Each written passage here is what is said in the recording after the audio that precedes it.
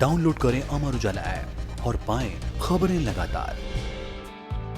राजेश खन्ना को हिंदी सिनेमा का पहला सुपरस्टार कहा जाता है। उन्होंने लगातार 15 हिट फिल्में दी थी, जिसका रिकॉर्ड आज तक बॉलीवुड में कोई अभिनेता तोड़ नहीं पाया। उस दौर में राजेश खन्ना को लेकर जो लोगों की दीवानगी थी, वैसी शायद हिंदी फिल्मों के किसी अभिनेता को नसीब नहीं हुई। उनकी एक झलक पाने के लिए लोग दीवाने रहते थे। साल 2012 में आज ही के दिन इस सुपरस्टार ने दुनिया को अलविदा कह दिया था। आज राजेश खन्ना की पुण्यतिथि पर उनके फैंस उन्हें याद कर रहे हैं। राजेश खन्ना वो स्टार थे जिनकी दुनिया दीवानी थी। लड़कियां उनकी एक झलक पाने के लिए बेताब रहा करती थी। राजेश खन्ना का सुपरस्टारडम भले ही ज्यादा लंबा नहीं चला, लेकिन जिस कदर उस छोटे से दौर में लोगों ने उन्हें चाहा, उन्हें लेकर जो दीवानगी थी, वैसी शायद हिंदी फिल्मों के किसी अभिनेता को नसीब नहीं हुई। ऐसे में राजेश खन्ना को अगर भारतीय सिनेमा का पहला सुपरस्टार कहा जाए तो इसमें कोई दो राय नहीं होगी। राजेश खन्ना पर लिखी गई किताब the untold story of India's first superstar में यासिर उस्मान कहते हैं कि बंगाल की एक बुजुर्ग महिला थी। उनसे मैंने पूछा कि राजेश खन्ना क्या थे आपके लिए। उन्होंने कहा कि आप नहीं समझेंगे। जब हम उनकी फिल्म देखने जाते थे तो हमारी और उनकी बाकायदा डेट हुआ करती थी। राजेश खन्ना की फिल्में ही काफी नहीं थी, उनका स्टाइल, उनका कॉलर वाली शर्ट पहनने का तरीका या फिर पलकों को हल्के से झुकाकर गर्दन टेढ़ी कर लेना, ये सब उन्हें सभी स्टार्स से अलग बनाता था।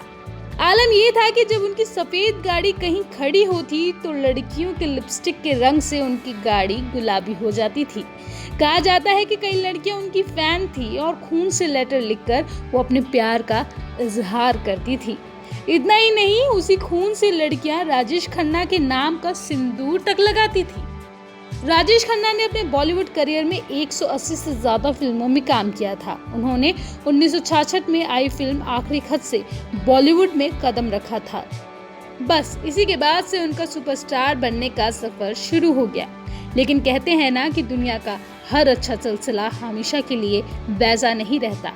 राजेश खन्ना अपनी कामयाबी के गुरूर में इतना चूर हो गए कि उन्होंने अमिताभ बच्चन को जब मन चाहे अपमानित करना शुरू कर दिया और यही उनकी नाकामयाबी का कारण भी बना।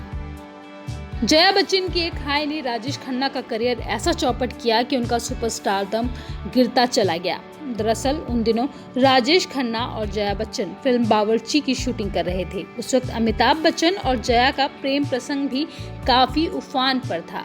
हालांकि अमिताभ उन दिनों एक सामान्य अभिनेता के तौर पर ही जाने जाते थे। राजेश खन्ना के सामने तो उनकी कोई गिनती थी ही नहीं। कहा जाता है कि शूटिंग के दौरान अमिताभ बच्चन और जया बच्चन के अफेयर को लेकर राजेश खन्ना काफी उल्टा सीधा बोलते थे। अक्सर वो जया के सामने ही अमिताभ बच्चन का मजाक उड़ाते थे।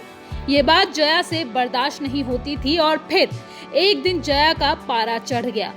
किसी का दिल बहुत दुखी हो और उस वक्त उसके मुंह से कोई बात निकल जाए तो लोग कहते हैं कि वो सच होकर रहती है। राजेश खन्ना की बातों से दुखी होकर जया बच्चन के मुंह से निकल गया कि एक दिन जमाना देखेगा कि ये यानी अमिताभ बच्चन कहाँ होंगे और आप कहाँ होंगे।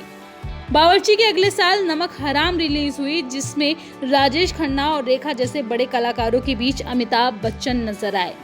लेकिन इन सब सुपरस्टार्स के बीच अमिताभ बच्चन का काम बेहद पसंद किया गया और यहीं से राजेश खन्ना ने मान लिया कि उनके दिन पूरे हुए और अब बारी नए सुपरस्टार की है। समय के साथ वो गुमनामी के अंधेरे में खो गए। साल 2012 में उन्होंने इस दुनिया को अलविदा कह दिया। उनकी अंतिम यात्रा में भी लोगों में वही उन्माद देखने को मिला जो 1970 में उनके स्टारडम हासिल करने के बाद था। राजेश खन्ना को उनके फैंस ने नम आंखों से विदा किया। अमर उजाला.com